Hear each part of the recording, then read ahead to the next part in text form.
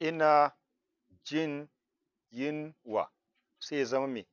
ina jin yunwa, ina jin yunwa.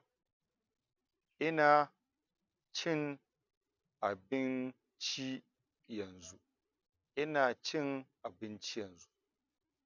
Ina kasuwa take, ina kasuwa take.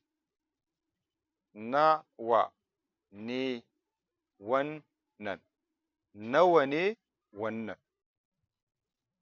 Naira 5,000 ne wannan. Naira 5,000 ne wannan.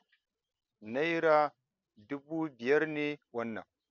Haba, haba, yi mini rangwame, haba, yi mini rangwame, haba, yi mini rangwame.